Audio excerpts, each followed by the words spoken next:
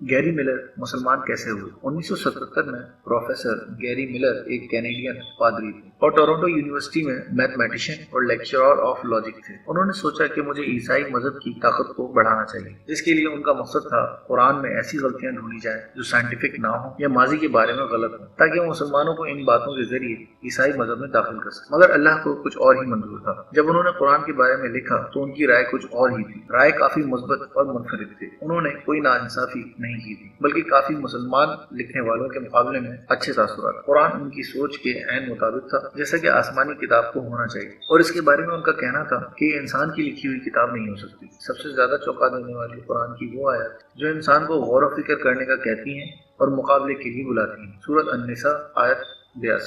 اعوذ باللہ من الشیطان الرجیم، پناہ مانگتا ہوں میں اللہ کی شیطان مردود سے۔ بسم اللہ الرحمن الرحیم، شروع اللہ کا نام لے کر جو بڑا مہربان نہایت رحم والا ہے۔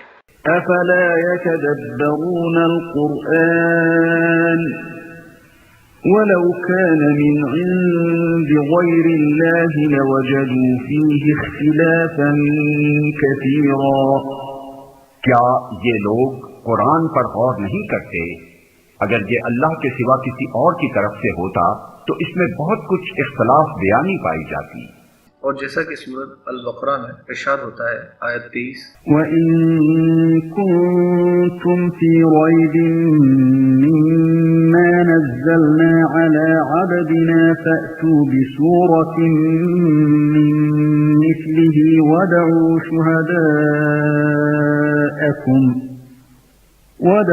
شُهَدَاءَكُم مِّن دُونِ اللَّهِ إِن كُنتُمْ صَادِقِينَ۔ اور اگر تمہیں اس امر میں شک ہے کہ یہ کتاب جو ہم نے اپنے بندے پر اتاری ہے یہ ہماری ہے یا نہیں، تو اس کے مانند ایک ہی صورت بنا لاؤ، اپنے سارے ہم نواؤں کو بلا لو، ایک اللہ کو چھوڑ کر باقی جس کی چاہو مدد لے لو، اگر تم سچے ہو تو یہ کام کر کے دکھاؤ۔ حالانکہ پروفیسر ملر یہ سوچ لے کر آئے تھے کہ وہ قرآن کو چیلنج کریں گے، مگر یہاں معاملہ الٹا ہی تھا۔ قرآن معلومات فراہم کرنے کے بعد انہیں چیلنج کر رہا تھا، جس کی وجہ سے اس ریسرچ کے اختتام تک وہ خود حیران تھے، جس کے بارے میں پھر انہوں نے اپنی کتاب لکھی دی امیزنگ قرآن، جس میں وہ لکھتے ہیں کوئی بھی کتاب ایسی نہیں جس میں مصنف چیلنج کرتا ہو کہ میری کتاب میں کوئی غلطی نہیں، جبکہ قرآن کا طرز عمل یہ ہے کہ وہ پہلے بتاتا ہے اس میں کوئی غلطی نہیں اور پھر تمام لوگوں کو چیلنج کرنے کے لیے بلاتا ہے، اور پھر قرآن میں آپ صلی اللہ علیہ وآلہ وسلم کے مشکل ترین حالات کا کوئی ذکر نہیں۔ مثلا آپ صلی اللہ علیہ وآلہ وسلم کی زوجہ حضرت خدیجہ رضی اللہ تعالیٰ عنہ کا انتقال اور آپ صلی اللہ علیہ وآلہ وسلم کے بچوں کی وفات بڑی تعجب خیز بات ہے، کیونکہ اگر کوئی کتاب لکھتا ہے تو لازماً اس میں اپنی جیتنے والی جنگوں کی بڑائی اور ہارنے والی جنگوں کی وجوہات پر تبصرہ کرتا ہے، جبکہ قرآن کا طرز عمل مختلف ہے، وہ اور برگزیدہ ہونے، زیادہ قربانی اور محنت کی طرف توجہ دلاتا ہے۔ ملر کے مطابق یہ بالکل لاجیکل بھی ہے، کیونکہ اللہ کی کتاب صرف خاص وقت کے لیے نہیں، ضروری یہ ہے کہ آنے والے تمام مسلمانوں کے لیے ہو۔ اس کے علاوہ قرآن میں باقاعدہ حضرت مریم علیہ السلام کے نام سے علیحدہ صورت ہے، جو کہ حضرت مریم علیہ السلام کو ایک منفرد مقام دیتی ہے، جو کہ آج تک بائبل نے بھی نہیں دیا۔ اسی کے ساتھ ساتھ کوئی صورت بھی حضرت عائشہ رضی اللہ تعالیٰ عنہ یا حضرت فاطمہ رضی اللہ تعالیٰ عنہ کے نام پر نہیں ہے۔ حضرت عیسیٰ علیہ السلام کا نام قرآن میں 25 مرتبہ آیا ہے، جبکہ محمد صلی اللہ علیہ وآلہ وسلم کا نام 5 مرتبہ آیا ہے، اور اسی طرح قرآن پر الزام تراشی کرنے والے کہتے ہیں کہ یہ قرآن شیطان کی طرف سے ہے۔ مگر میرا ان سے سوال یہ ہے کہ اگر یہ بات ہوتی تو یہ صورت قرآن میں کیسے ممکن ہے جس میں شیطان سے پناہ مانگی جاتی ہے؟ اللہ سورۃ نحل آیت 98۔ فَإِذَا قَرَأْتَ الْقُرْآنَ فَاسْتَعِذْ بِاللَّهِ مِنَ الشَّيْطَانِ الرَّجِيمِ۔ پھر جب تم قرآن پڑھنے لگو تو شیطان رجیم سے خدا کی پناہ مانگ لیا کرو۔ اس کا مطلب صرف اتنا ہی نہیں ہے کہ بس زبان سے اعوذ باللہ من الشیطان الرجیم کہہ دیا جائے، بلکہ اس کے ساتھ فی الواقع دل میں یہ خواہش اور عملاً یہ کوشش بھی ہونی چاہیے کہ آدمی قرآن پڑھتے وقت شیطان کے گمراہ کن وسوسوں سے محفوظ رہے۔ اور سورۃ الشورى آیت 210۔ وما تنزلت به الشیاطین۔ اس کتاب مبین کو شیاطین لے کر نہیں اترے ہیں۔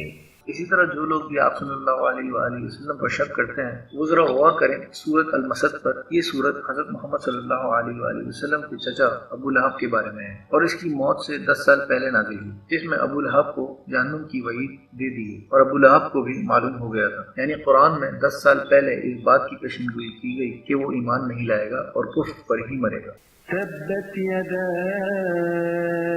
أبي لهب وتب، ٹوٹ گئے ابو لہب کے ہاتھ اور وہ نامراد ہو گیا۔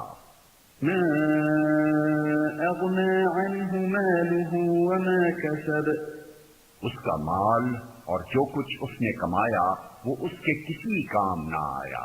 سيصلى نارا ذات لهب، ضرور وہ شعلہ زن آگ میں ڈالا جائے گا۔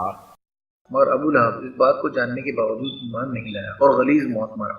اگر وہ چاہتا تو ایمان لے آتا اور قرآن کو غلط ثابت کرنے کی کوشش کرتا، مگر ایسا نہ ہوا، جس سے ثابت ہوتا ہے کہ یہ بات اللہ نے آپ صلی اللہ علیہ وآلہ وسلم کو قرآن کے ذریعے بتا دی کہ وہ کبھی بھی ایمان نہیں لائے گا اور جہنم میں جائے گا۔ ملر سورۃ خود آیت 49 کے بارے میں رائے دیتا ہے کہ اس طرح کا طرز کوئی بھی کتاب استعمال نہیں کرتی کہ معلومات فراہم کرے اور بتائے کہ یہ بالکل نئی معلومات ہے، یعنی چیلنج کرے، مگر پھر بھی کسی نے بھی آج تک دعویٰ نہیں کیا کہ یہ باتیں انہیں پہلے سے معلوم ہے۔ پروفیسر ملر کا کہنا ہے کہ کنٹمپرری کیتھولک چرچ انسائکلوپیڈیا بھی قرآن کی کسی بھی معلومات پر کسی طرح کا چیلنج کرنے کی جرات نہیں کرتا، اور دوسری جگہ وہ قرآن کو تسلیم بھی نہیں کرنا چاہتا، جو کہ بغیر کسی شک کے آخری اعلامی کتاب۔ پروفیسر گیری ملر 1977 میں ڈاکٹر احمد دیدات کے بالمقابل ایک بحث میں شامل تھے بغیر جیت ہار کی سوچ کے، جس میں ان کا موقف لاجیکل مذہبی بات چیت کرنا تھا تاکہ حقیقی کتاب واضح ہو سکے۔ اس بحث میں شامل کافی لوگوں کی خواہش تھی کہ اللہ پروفیسر گیری ملر کو اسلام کے دائرے میں داخل کر دے، اور 1978 میں انہوں نے اسلام قبول کر لی۔ کچھ عرصے سعودیہ میں کام کرنے کے بعد انہوں نے اپنی زندگی کو ٹی وی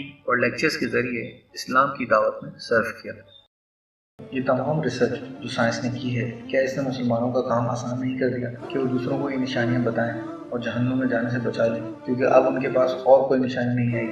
اپنی دعاؤں میں مجھے یاد رکھیں اور قرآن کا مطالعہ خود ضرور کریں۔ اگر آپ کو ویڈیو اچھی لگی تو لائک کر کے شیئر ضرور کریں، اور اگر کوئی سوال ہے تو کمنٹس ضرور کریں۔ تمام ویڈیوز کو بالکل مفت حاصل کرنے کے لیے نیچے دیے گئے لال بٹن کو ضرور دبا دیں تاکہ ہر نئی ویڈیو آپ کو مل سکے۔